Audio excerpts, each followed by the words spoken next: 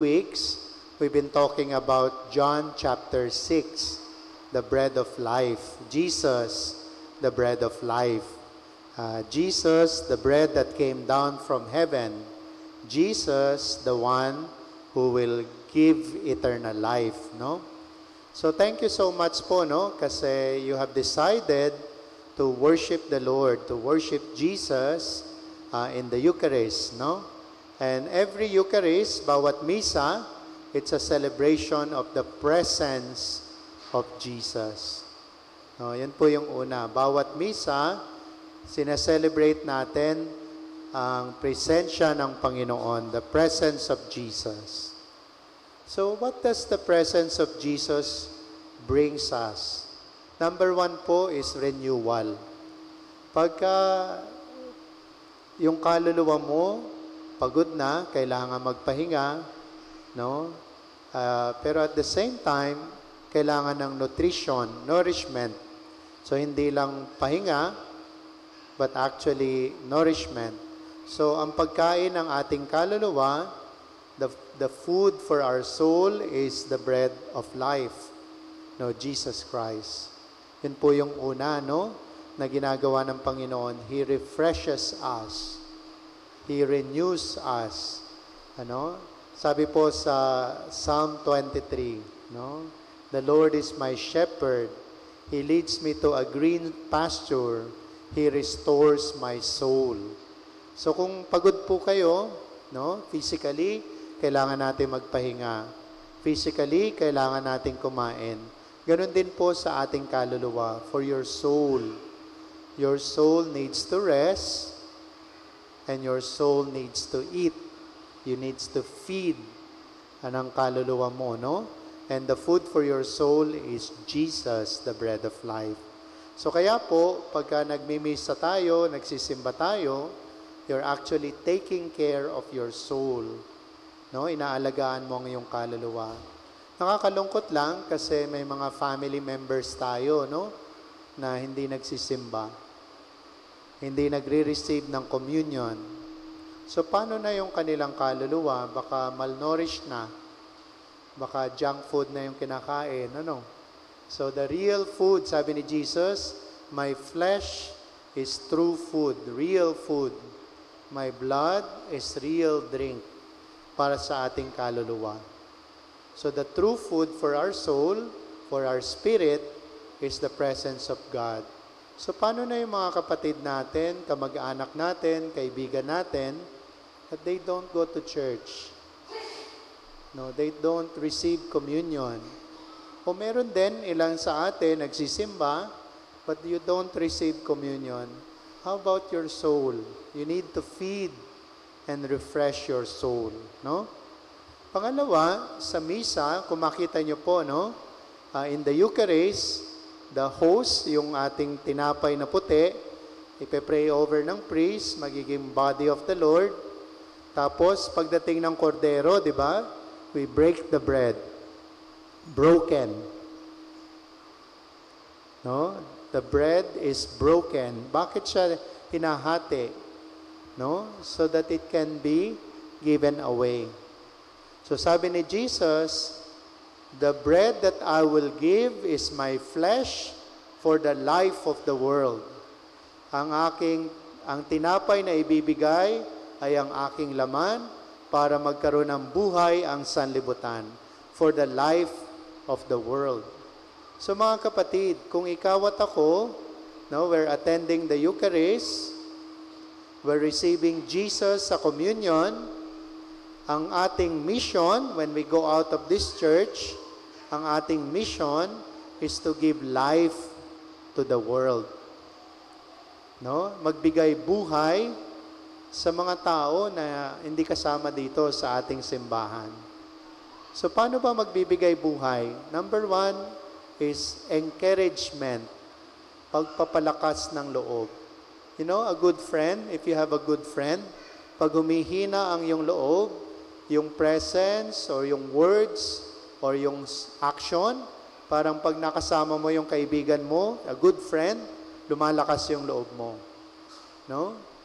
So you're giving life to someone when you encourage No, encourage, the word courage, no, ang ibig sabihin niya, pagpapalakas ng puso. No? Lakasan mo ang iyong loob. Lakasan mo ang iyong puso, di ba? Sinasabi natin, no? Do not be afraid. Lakasan mo ang iyong loob, no? So, strengthen your heart. Lakasan mo ang iyong puso. So that's number 1, no? Kung may mga kaibigan kayo na nangangailangan ng hope, nangangailangan ng inspiration, nangangailangan ng motivation, nangangailangan ng energy sa buhay nila, encouragement.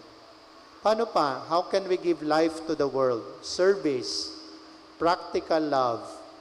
No? Yung pag-ibig kasi hindi salita lang. No? Sabi ni Jesus, you shall love your neighbor as you love yourself. So practical service sa mga kabataan dito, no? Pagtulong sa gawaing bahay. That's practical service. No? Paglalabas ng basura, paghugas ng plato, paglilinis ng kwarto, pagtulong sa paglilinis ng bahay, that's life-giving service. Bakit? Yung mga magulang natin, from Monday to Friday or Monday to Saturday, very busy na sa trabaho.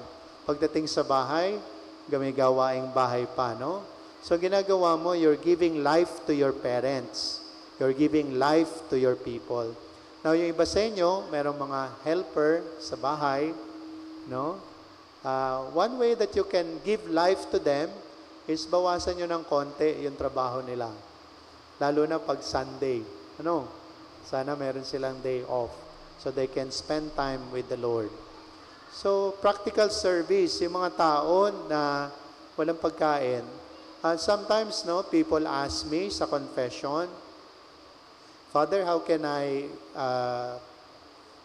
do penance for my sin? Sinasabi ko lang, practical service. Kung meron kang pambili ng Skyflakes or tinapay, lagay mo sa bag mo and then you can give to the poor. Kung ayaw mo magbigay ng pera, you can give food or you can give drinks. Or you can actually visit, once a month or once in your life, once a year, you can serve at the orphanage. You can serve at home for the aged. You can serve and visit people in prison. Ano bang sabi ni Jesus sa Matthew 25? Whatever you do to the least of your brethren, you did it to me. I was hungry, you gave me food. I was thirsty, you gave me drink. I was in prison, you visited me. I was sick, you visited me. I was a stranger, you welcomed me. No? Practical service. Paano pa? How can you give life to the world? Paano ka magbigay buhay sa mundo? Si Jesus. No? You share your stories with Jesus. Yung mga faith experience mo. No, you share that to your friends. Bakit ang saya-saya mo? Kahit may problema, ang gaan-gaan ng pakiramdam mo. Kasi, I have decided to give my life to the Lord. I've decided to make Jesus as my friend. Kaya pinalalakas niya yung loob ko. Kahit may problema, tinutulungan niya ako. See, your faith stories can give life to the world. Ang tawag natin doon, sharing the good news. O yung mas kilala nyo, evangelization. So, yun po, the way we can give life to the world. Encouragement, practical service, and evangelization. Sabi pa ni Jesus, last na lang, So, anong natutunan natin? Presence. Every Eucharist, we have the presence of Jesus. No? So kung kailangan mo ng presence ng Panginoon, come, receive the Lord, sa communion. Pangalawa, we are called to give life. The bread is broken and given to you so you can give life to the world. Last na lang, sabi ni Jesus,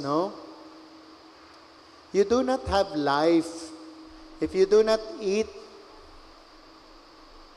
the flesh and drink the blood of the Son of Man, you do not have life. My body is through bread, my blood is through drink, sabi ni Jesus. So pag hindi daw tayo, pag di natin tinatanggap si Jesus, wala daw tayong buhay.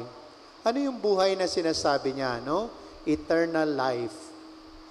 Now, meron tayo what we call biological life, no? Physical. Humihinga tayo, kumakain tayo, gumagalaw tayo, nagmamahal tayo. That's for this world, no?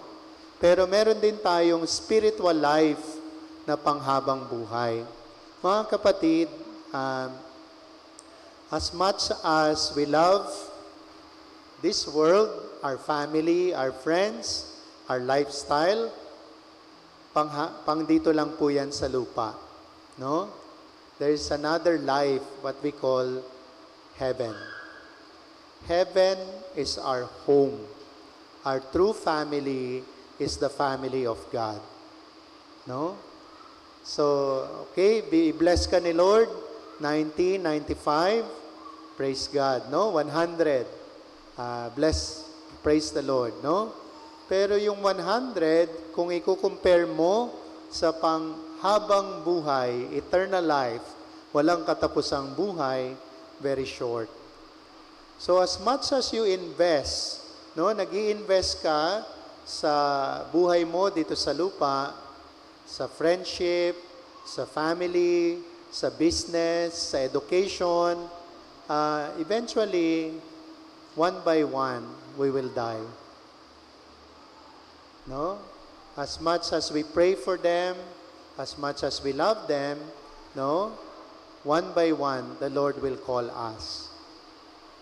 And yung buhay na walang hanggan, heaven, no? That's our real destination. So, ang tanong ko sa iyo, as much na nag-aaral ka, as much na nagnenegosyo ka, nagtatrabaho ka, nag-i-invest ka for your life here on earth, what are you doing for your life in heaven? Whatever we do today will have eternal consequences in our life with God in heaven. Kung anong ginagawa mo araw-araw sa buhay natin, meron siyang consequences, meron siyang impact, no? Meron siyang kahulugan para sa buhay natin pang magpakailanman. So, ang tanong ko sa iyo, how much and how deep, gaano kalaki at gaano kalalim ang investment mo, ang pagpapahalaga mo para sa iyong buhay pang magpakailanman. Now, there's only one sure way to go to heaven. Hindi yung position natin, hindi yung property natin, hindi yung title natin. There is one way to heaven, and His name is Jesus. Ang sabi niya sa John chapter 14, I am the way, the truth, and the life. No one can come to the Father except through me, sabi ni Jesus. So, my encouragement for all of us, no? Lahat tayo. Every day, make sure that you open your heart and open your soul to the presence of Jesus. The more you allow the life of God in you on this earth, the more you allow the presence of God to bring you to heaven. Ang makapagliligtas po sa atin, si Jesus. Not our title, not our position, not our investment dito sa lupa, para dito yan. Pero for our life forever, Jesus, no? One sure way, one way, Jesus. Ang pangalan niya, Jesus, no? So my encouragement for you, kung gaano ka nag-aaral, ilang oras ka nag-aaral, for your growth, you study Jesus. Kung ilang oras ka nag-i-invest, energy, effort, money, no, for your life here on earth, make sure you also spend energy, money, time for your soul, no, for your life with God. Kayo na po nakakaalam kung paano nyo gagawin, no? At paano nyo gagamitin yung mga resources na galing sa iyo, galing din naman sa Panginoon. So thank you so much, brothers and sisters, no? Kasi pag nagsisimba kayo, you're actually investing in your life with God in heaven. No? Pag nagbabasa kayo ng salita ng Diyos, sana may Bible kayo, no? Nagagamit nyo araw-araw. Kung wala, you buy yourself a good Bible. That's a good investment for your spiritual life. Pag naglilingkod kayo, when you give life to the people around you, when you feed children, when you look after the poor, you're investing in heaven. Bakit? Kasi sabi ni Jesus, ginagawa mo sa Kanya. You're spending time with Jesus. You're giving and sharing, no, with Jesus. So, presence, no, giving life, and most of all, no, you get to know Jesus, you open your life so you also experience eternal life in heaven.